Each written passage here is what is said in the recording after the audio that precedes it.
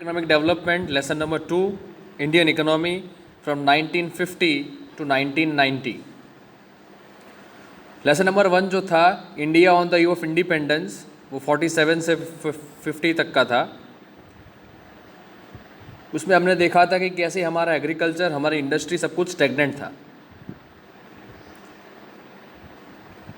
अब बात हो रही है भारत की अर्थव्यवस्था साल 1950 से लेके 1990 तक क्या स्थिति रही. So India opted for socialism, being inspired from the extraordinary success results of planning of Soviet union. जैसा हमने कल वाले में भी देखा था, तो भारत ने क्या किया.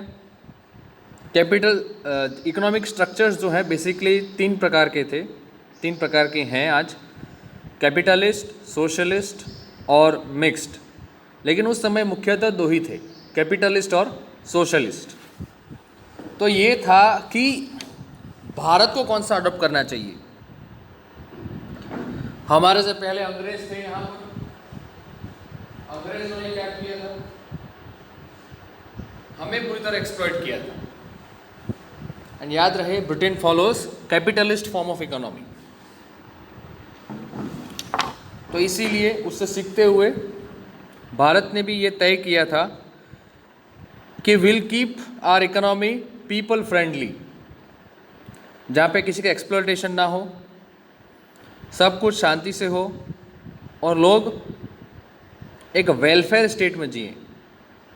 तो इसी रीज़न से सोवियत यूनियन से इंस्पायर होकर, आज का रशिया, उस समय का सोवियत यूनियन काफ़ी बड़ा था, उनकी प्लानिंग जो उस समय सोवियत यूनियन करता था अपने लोगों के लिए, इकोनॉमी के लिए, उससे इंस्पायर होकर भारत ने भी सोशलिज्म को एक्सेप्ट करने की एक इच्छा जताई. So India opted for socialism being inspired from the extraordinary success results of planning of Soviet union.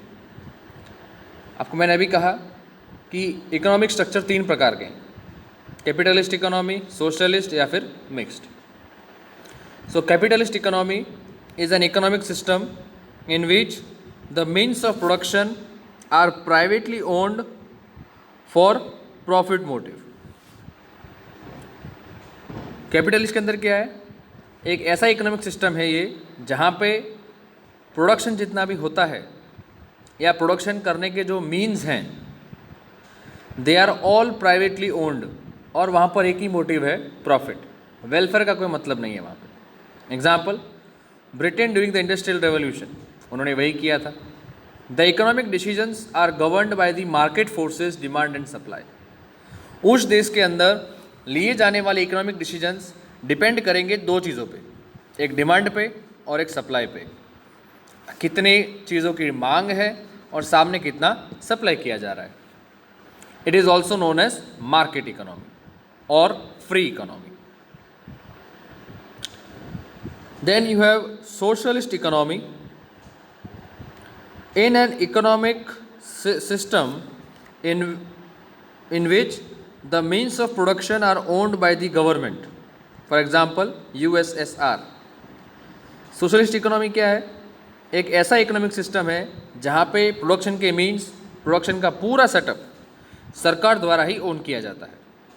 इसका एग्जाम्पल है USSR, United Soviet Socialist Republic, जो ब्रेकडाउन होकर आज रशिया है.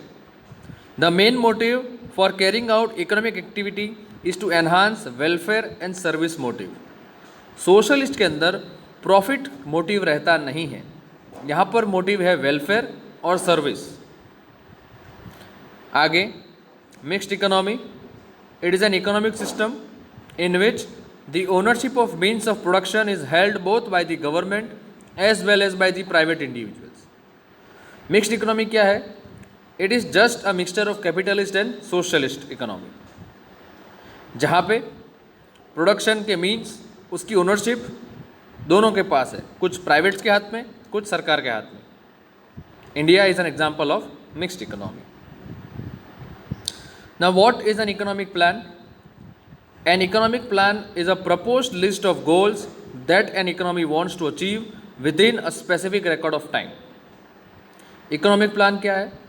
एक प्रपोज लिस्ट ऑफ गोल्स है, यानी साल भर के अंदर या एक टाइम पीरियड के अंदर हमें इकोनॉमी के मामले में इन कुछ क्राइटेरियाज को पूरा करना है। तो गोल सेट किए जाते हैं कि किसी भी रिकॉर्ड टाइम के अंदर कोई भी देश की इकोनॉमी क्या अचीव करना चाहती है। It suggests the optimum way to utilise the scarce available resource to achieve the enlisted goals. और वो क्या सजेस्ट करती है? इट हेल्प्स यू टू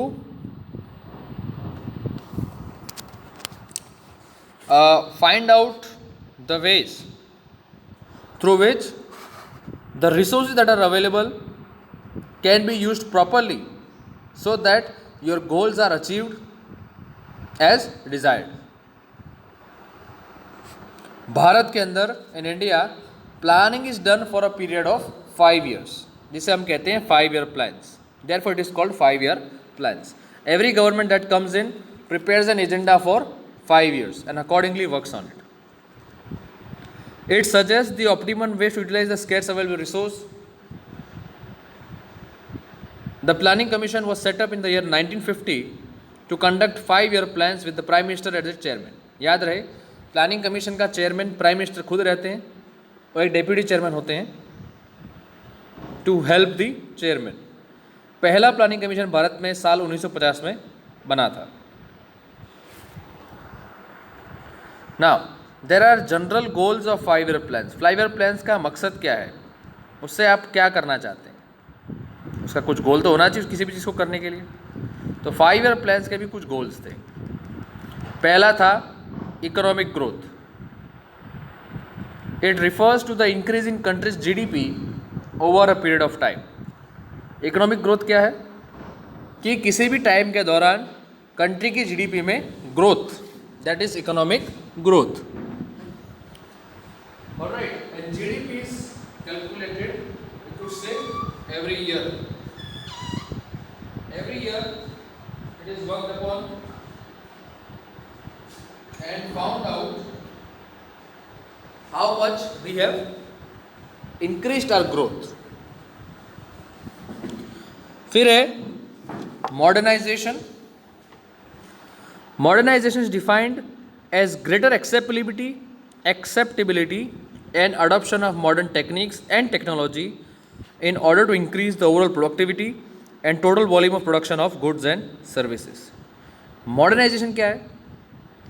कि जहाँ पे आप अपनी प्रोडक्टिविटी को बढ़ाने के लिए आप नई मेथड्स को अडॉप्ट करने के तैयार हैं, उन्हें एक्सेप्ट करने को तैयार है, कि जिसके कारण उन मॉडर्न टेक्निक्स का यूज़ करके हम किसी भी तरीके से हमारी जो ओवरऑल प्रोडक्टिविटी है, हम साल भर में जो बनाते हैं, उसको हम बढ़ा सकें। और सिर्फ प्रोडक्टिविटी को ही नहीं, हम साल भर में जो प्रोडक्शन करते हैं गुड्स और सर्विस का, उसकी क्वांटिटी भी हम बढ़ा सकें। तीसरा, achieving the status of self reliance. It implies promoting economic growth by using a country's own resource. ये सेल्फ रिलायंस क्या है? कि जहाँ पे आप इकोनॉमिक ग्रोथ को प्रमोट करते हैं कंट्री की रिसोर्स को यूज़ करके, that means you are dependent less on the outside. This reduces the economic dependence on the foreign countries and country becomes self reliable and self sufficient. इससे क्या होगा? Economic dependence कम होगा foreign countries पे, आप उन पे निर्भर नहीं रहेंगे ज़्यादा सामान के लिए, और हमारा देश सेल्फ रिलायबल और सेल्फ सफिशिएंट हो पाएगा। फिर है इक्विटी, जैसा हम आगे भी चर्चा कर चुके हैं, is doing justice to equality. Equality तो है ही, but when you do justice to equality it refers to as equity. So equity refers to equitable distribution of GDP or equal distribution of GDP so that the benefits due to higher economic growth are shared by all sections of population. Equity क्या है? तो equitable distribution of GDP है, जहाँ पे higher economic growth के जो benefits है वो पूरे देश की पॉपुलेशन, हर सेक्शन उसको बराबर शेयर करता है। Equity implies egalitarian society with social justice. Equity क्या दिखाता है? हमारा सोसाइटी कैसा है?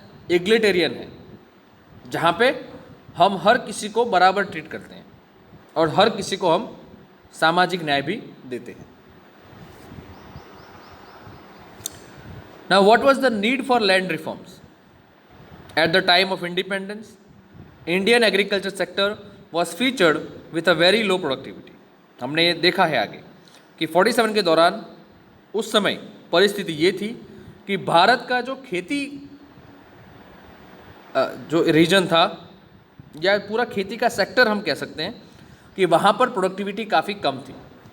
वो इसीलिए था due to the prevalence of land settlement system, namely zamindari system, that exerted excessive pressure on the cultivators in the form of high taxes। Zamindari system क्या था कि where large parts of land were owned by a single person, और वहाँ पर काम करने वाले tenants यानी कि लैंडलेस लेबर उसमें खेती करते थे और जो भी प्रोड्यूस होता था वो ज़मींदार ले लेते थे बताओ टैक्स। और ज़मींदार प्रेशर इतना डालते थे कल्टीवेटर्स पे कि उन्हें मजबूर किया जाता कि वो हाई टैक्स को पे करें। उस समय ऐसा कहा जाता था कि अगर कोई भी चीज़ 100 प्रोड्यूस हो रही है, से 100 kg और एनीथिंग, उसमें से 45 जाता था द ब्रिटिश गवर्नमेंट को, 15 उसमें से जाता था ज़मींदार को और केवल 40 बचता था कल्टीवेटर के पास। यानी he is almost giving away is 60% of produce just in form of taxes. More over the land holdings were small in size and scattered. आगे परिस्थिति क्या थी कि जितनी भी ज़मीन थी लोगों की वो साइज में छोटी थी और फैली हुई थी, एक साथ बड़ा पीस नहीं था। And this obstructed the use of modern farm techniques. अब जैसे कोई बड़ा हार्वेस्टर मुझे चलाना है तो मैं उसको छोटे खेत में नहीं चला सकता, वो वहाँ पे टन भी नहीं ले पाएगा। इसलिए मॉडर्न टेक्निक्स का वहाँ पर यूज़ होना काफ़ी मुश्किल हो गया था। There were acute inequalities in land holdings, और जितनी ज़मीनें लोगों के पास थी सभी का होल्डिंग कैसा था? अनइक्वल था। किसी के पास ज़्यादा, किसी के पास बहुत कम, किसी के पास है ही नहीं। और भारत में agriculture was basically of subsistence nature, यानी हमें पता है सब्सिस्टेंस फार्मिंग क्या होता है कि जहाँ पर किसान उगाता है केवल अपने फैमिली का पेट पालने के लिए। He does not grow anything surplus. So when I say it was basically of subsistence nature, it means primarily for self-consumption and to earn livelihood. There was nothing surplus. Now let us look at land ceiling. Land ceiling क्या है? It means legislated fixed amount of land that individual may hold. Land ceiling act लाया गया था उस समय, जिसमें यह तय कर दिया गया कि कोई भी इंडिविजुअल मैक्सिमम कितना लैंड होल्ड कर सकता है। इसके पीछे के दो मोटिव थे। पहला, to promote equality of ownership of land holdings, सभी की लैंड होल्डिंग कैसी हो, लगभग बराबर हो जाए। दूसरा, to mitigate the concentration of land holding in fewer hands. ज़मींदारों के टाइम में ये सिस्टम था कि ज़मीनें कुछ लोगों के हाथ में होती थी, बाकी लोग ऐसे ही होते थे।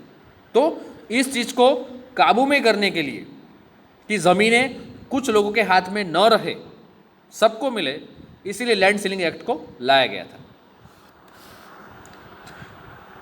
Due to introduction of HYV seeds, modern techniques and inputs such as fertilisers, irrigation facilities and subsidise credit by the government, the production of food grains increase nearly by 25% in the year 67-68।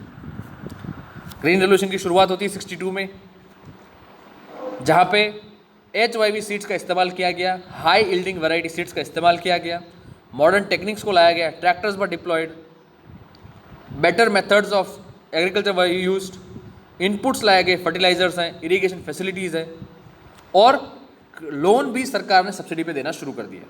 इससे हुआ क्या? इसका positive outcome था कि the production of food grains increase nearly by 25% in the year 1967-68, और आज Bharat food grains के मामले में एक सरप्लस स्टेट है। Now this substantial increase of food grain is known as green revolution. Now marketable surplus, it refers to the difference between the total output produced by the farmer and his own farm consumption.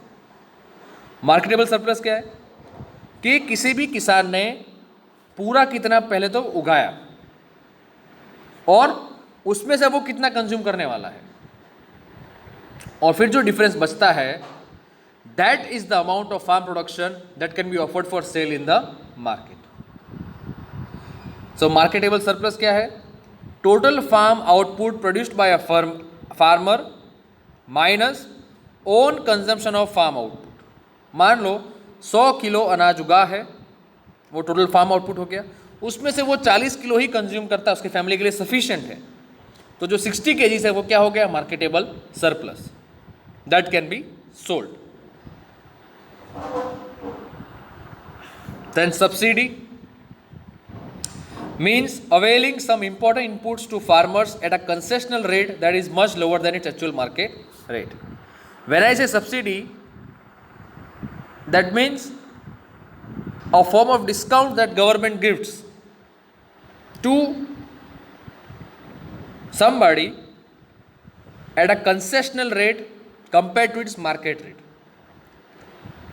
अगर आप market rate पे कोई loan लो खेती के लिए, से उस पर इंटरेस्ट अगर 6% है, अगर उस पर सब्सिडी है तो उसका रेट कम हो जाएगा, it would become around 4%, 3%. So subsidy means availing some important input to farmer at concessional rate that is much lower than its actual market rate.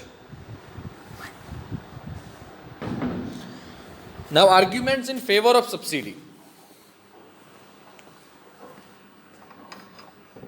It was very important for marginal and landless farmers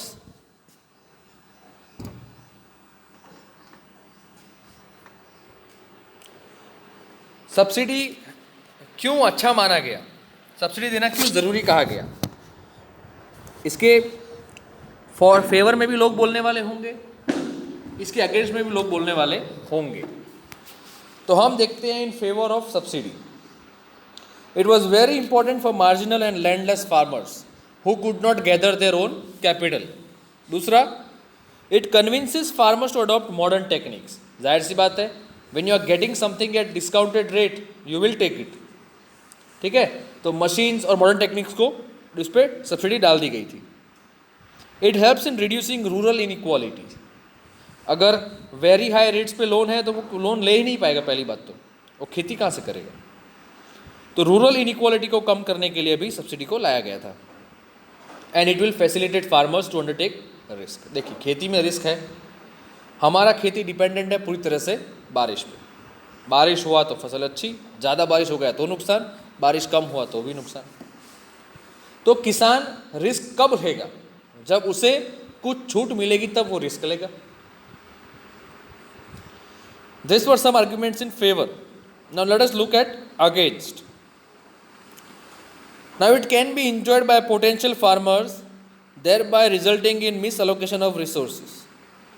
subsidy का फ़ायदा ऐसे किसान भी उठा सकते हैं जो well set हैं, जिनके पास कैपिटल का कोई कमी नहीं है. इससे क्या होगा?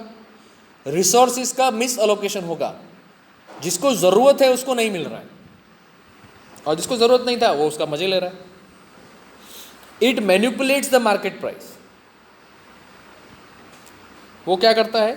मार्केट प्राइस के साथ छेड़छाड़ करता है. जैसे electricity supplied at concessional rate to farmers that may lead to wastage of scarce resource. बिजली को सस्ते दामों पे देना खेती के लिए, तो उससे उसका वेस्टेज बढ़ने का चांस बढ़ जाता है. ऐसा माना गया कि बिजली को हमें सस्ते में नहीं देना चाहिए, वरना उसका मिसयूज हो सकता है. वैसे ही बिजली कम है. It should be provided initially but should be stopped at a later stage after assessing the performance. ये भी कहा गया कि शुरुआत में हमें देना चाहिए, लेकिन आगे आने वाले सालों में उसको हमें रोक देना चाहिए परफॉर्मेंस असेस करने के बाद. अगर वो वेल ऑफ हो चुका है उसको आगे सब्सिडी नहीं देना है. फिर कहा गया it favours fertiliser industries which need not to worry about their market share, and so no attempts are taken to improve the quality of fertilizers. Subsidy मिलती है फर्टिलाइजर्स पे, उससे फ़ायदा किसको है? कंपनीज को ही है। उनको अपने मार्केट्स के बारे में वरी करना ही नहीं है। क्यों? दे आर स्टेबल, उनका मार्केट शेयर कभी कम होने वाला ही नहीं है, इसीलिए क्वालिटी ऑफ फर्टिलाइजर में इंप्रूवमेंट कभी देखा जाता नहीं है। Late us look eight industrial policy resolution of 1956. It was a declaration of the government that was initiated with the purpose of rapid industrialization to achieve high economic growth with social justice. Industrial policy resolution 1956 क्या था? सरकार का एक declaration था जिसको शुरू किया गया था एक पर्पस के साथ कि हम रैपिड इंडस्ट्रियलाइजेशन की तरफ बढ़े, यानी तेज़ गति से हम अपनी इंडस्ट्रीज को विकसित करें, जिसके ज़रिए क्या होगा? हाई इकोनॉमिक ग्रोथ देखा जाएगा विद सोशल जस्टिस, यानी इसके अंदर लोगों को रोजगारी मिलेगी, एम्प्लॉयमेंट बढ़ेगा, पॉवर्टी कम होगी। This is all part of social justice. The resolution formed the basis of second 5-year plan and a foundation stone to develop the socialist pattern of the society. ये रिजोल्यूशन जब pass हुआ 56 में, और इसी के बाद ही हमारा सेकेंड 5-year प्लान भी शुरू हो गया 56 से 60 का, और वो एक तरीके से एक फाउंडेशन स्टोन के रूप में उसको डेवलप किया गया कि अब हमारा जो समाज था वो सोशलिस्ट पैटर्न को फॉलो करने वाला था। Now what are the principal elements of IPR 1956? Industrial policy resolution 1956 के मेन 3 एलिमेंट्स थे। उसके लिए इंडस्ट्री को क्लासिफाई किया गया 3 कैटेगरी में। Category 1, industries established and developed exclusively owned by state. Category 1 में कौन सी इंडस्ट्री थी?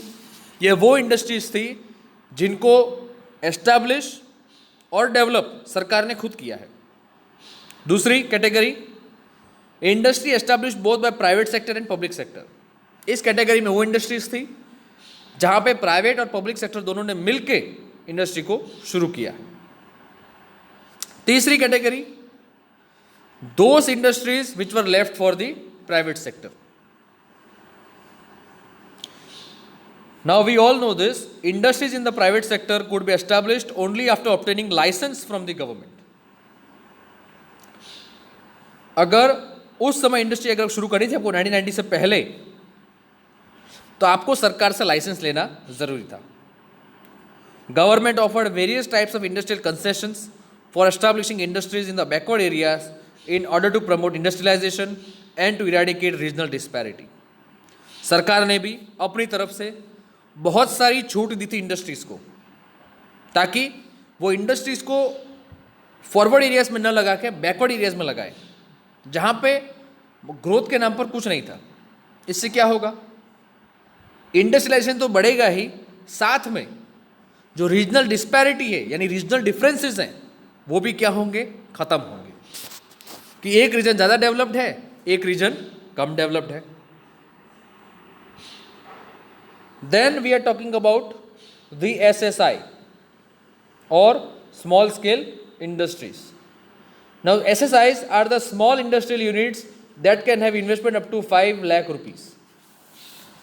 SSI कौन सी इंडस्ट्रियल यूनिट्स हैं? ये वो इंडस्ट्रियल यूनिट्स है कि जिनका इन्वेस्टमेंट 5 लाख रुपए तक का होता है।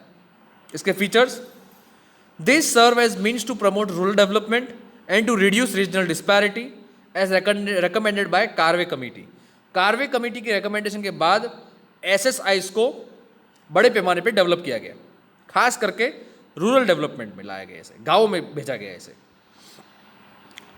SSIs employ labor intensive techniques. Remember, small scale industries do not employ machines or say more machines. वहाँ पर मोस्टली काम लेबर के द्वारा ही किया जाता है। So they can generate newer employment opportunities. जाहिर सी बात है, they will employ more people. SSI cannot compete with large firms, so they require protection by the government. अब you cannot compare a small scale unit of 5 lakh rupee investment with a giant company of 1,000 crores. So they will require protection from the government. SSIs are given concessions in the form of lower excise duties and easy and cheaper loans. अब SSI को concession कहाँ कहाँ मिलता था? एक तो excise duty कम भरना है, टैक्सेस कम भरना था, और लोन्स भी सस्ते और आसानी से लोन आपको अवेलेबल थी। Now the trade policy, import substitution, industrialisation. हमारी ट्रेड पॉलिसी कैसी थी? इंपोर्ट सब्सटीट्यूशन, इंडस्ट्रियलाइजेशन, यानी it refers to an inward looking trade strategy that aimed at substituting imports with the goods that can be produced domestically. ये एक खुद के अंदर देखने वाली स्ट्रेटजी थी जहां पे हम ऐसे गुड्स का इंपोर्ट रिप्लेस कर देंगे ऐसे गुड्स के साथ जिनका प्रोडक्शन यहां पर हो सकता है। से फॉर एग्जांपल, इंडिया में टी बहुत उगता है लेकिन कॉफ़ी नहीं था। मान लो कॉफ़ी नहीं था और लोगों को कॉफ़ी पीने का शौक था, उसका ऑल्टरनेट क्या हो गया? टी हो गया, वही बेवरेज क्रॉप है। तो हमने क्या कर दिया? कॉफ़ी का इंपोर्ट हमने रोक दिया और टी का प्रोडक्शन डोमेस्टिकली हमने बढ़ा दिया। तो this is how substitution works. Now importance of import substitution, industrialisation. Insulated domestic industries from facing of competition from the foreign industries. ऐसा करने से क्या हो गया कि फॉरेन इंडस्ट्रीज का जो कंपटीशन फेस करते थे हमारी इंडस्ट्रीज, वो कम हो गए। दूसरा, provided domestic industries a protected environment to grow. उनको सरकार द्वारा रक्षण था, इसीलिए वो इंडस्ट्रीज अपने आप को ग्रो करने में सक्षम मानी जाती थी। उस समय भारत का फॉरेन एक्सचेंज बहुत कम था, so it help to conserve scarce foreign exchange. Foreign exchange is limited in a country, it helps to conserve foreign exchange. यानी बाहर से जो करेंसी हमारे पास है जिसकी वैल्यू ज़्यादा ही है, अगर आप इंपोर्ट करते तो आपको पेमेंट उसी में करना होता है, डॉलर्स में, और डॉलर्स बहुत कम थे हमारे पास उस समय। तो अगर हम यहीं बनाना शुरू कर देते चीज़ों को तो हमें बाहर से चीज़ें लानी नहीं पड़ती। Provided enough scope to initiate industrialisation process in India. इससे क्या हुआ? जैसे हर देश में दुनिया के इंडस्ट्रियलाइजेशन शुरू हो चुका था, भारत में भी उसको एक मौका मिल गया। It facilitated in India to attain self sufficiency and self reliance, thereby reducing foreign dependence. हमने खुद का सामान खुद ही बनाना शुरू कर दिया बिना किसी पे डिपेंड रहे। इससे होता क्या? फॉरेन डिपेंडेंस हमारा कम हो जाता। Now what are tariffs? Tariffs refer to the taxes imposed on the imported goods. Tariffs क्या है? ये वो टैक्सेस है जो इंपोर्टेड गुड्स पे लगाए जाते हैं। Imposition of tariff makes imports relatively expensive than the domestic goods. आप जितना ज़्यादा टैरिफ लगाएंगे उतना ज़्यादा इंपोर्टेड गुड महंगा हो जाएगा डोमेस्टिक गुड के मुकाबले में, and thereby discouraging imports indirectly. इससे क्या होगा? लोग वो सामान लेंगे ही नहीं क्योंकि काफ़ी महंगा हो गया हमारे सामान से भी। इससे क्या होगा? उसका इंपोर्ट कम हो जाएगा। Therefore they help in reducing excessive burden on the scarce foreign exchange reserves. Then the QR or quantitative restrictions. अब बारी है कोटास की। It refers to the restrictions in the form of limit or quota on the amount of commodity that can either be imported or exported. उस समय ये rule था कि कोई भी चीज़ का इंपोर्ट होता है तो उसकी एक फिक्स क्वांटिटी रहेगी, एक कोटा रहेगा, उससे आगे आप उसको इंपोर्ट नहीं कर सकते थे। मान लो if I have to import vehicles at that time, उस समय इंडिया में व्हीकल्स की कंपनी ज़्यादा नहीं थी, तो ये फिक्स था कि कोई भी यहाँ से भारत से एक फिक्स क्वांटिटी के अलावा बाहर से सामान भारत में नहीं ला सकता था, ना ही यहाँ से बाहर बेच सकता था। QRs usually on imports that are imposed to discourage imports of foreign goods and to reduce balance of payment deficits. QRs खास करके कहाँ पर लगाए गए? इंपोर्ट्स पे, ठीक है। It was a non tariff measure, उस पर टैक्सेस नहीं था पर क्वांटिटी कोटा फिक्स कर दिया। इससे क्या हुआ? फॉरेन गुड्स का इंपोर्ट हमारे देश में कम होने लगा। इससे क्या हो गया? जो बैलेंस ऑफ पेमेंट में डेफिसिट है, the payment you make for import and the payment you make get from the exports, उसके बीच का जो डिफरेंस है that use to get cover up. Deficit हो रहा है यानी डेफिशिएंसी आना उसमें, कि आप खर्चा ज़्यादा कर रहे हैं, आपके सामने उतनी इनकम नहीं है, it will result in deficiency. Quotas are defined as the maximum quantity of goods that can be imported or exported by the domestic producers. Quotas क्या है? वो है maximum quantity of goods that can be imported or exported by the domestic producer. Let us look at the achievement of goals of planning. इससे क्या क्या हासिल हुआ? There has been increase in the national income by 4.1% per annum during the period of planning. जब भी planning हुआ है उस समय ये देखा गया कि देश की नेशनल इनकम में 4.1% का ग्रोथ देखा गया है। Per capita income is risen at rate of 2% per annum after initiating the planning process. तीसरा, the rate of capital formation, यानी अब वो डिपेंड करेगा on the rate of saving and investment. Capital किस पे डिपेंडेंट है? आप किस रेट पे कैपिटल जनरेट करते हैं वो भी लगातार बढ़ा है, यानी लोगों की सेविंग्स बढ़ी है और सामने इन्वेस्टमेंट बढ़ा है। चौथा, the initiation of land reforms and substantial technological improvement are two significant achievements of planning in agriculture sector. Agriculture sector के प्लानिंग में दो चीज़ों का बड़ा महत्व रहा है। एक है land reforms through land ceiling act और दूसरा था टेक्नोलॉजिकल इंप्रूवमेंट। अब अगर इसके कुछ अचीवमेंट्स हैं तो सामने कुछ फेलियर भी होंगे। पहला है significant poverty. Despite the regular and consistent efforts by the government, still a significant number of people, approximately 21.8% of India's population are still living below the poverty line. सरकार ने बहुत कोशिश की, समय पे कोशिश की और लगातार एफर्ट्स करते रहे, लेकिन उसके बावजूद भी 21.8% of India population was below poverty line, जो कि आज ये फिगर घट के अराउंड लेस देन 16% अब हो चुका है पॉवर्टी लाइन का। दूसरा था unemployment. Achievement of jobless economic growth confirms the failure of the plans to generate sufficient employment opportunity for the growing population. अगर आप इकोनॉमिक ग्रोथ सिर्फ करना चाहते हैं, ये ध्यान रखे हुए कि जब भी प्लान्स फेल होते हैं to generate employment opportunity for the growing population, that economic growth is nothing.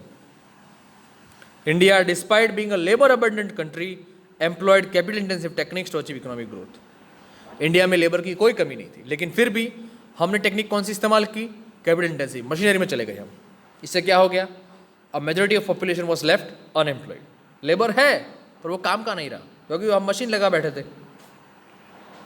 And we instead of going for labour intensive techniques, we adopted capital intensive techniques where you require very less labour. Then the high inflation rates. Due to the failure of plans to control inflation rates, the high rates of inflation exaggerated the economic and income equality between the rich and poor, further worsening the conditions of the poor. Inflation rate को काबू में नहीं किया गया, महंगाई को काबू में नहीं किया गया, करेंसी की वैल्यू नीचे आती गई। इससे क्या हुआ?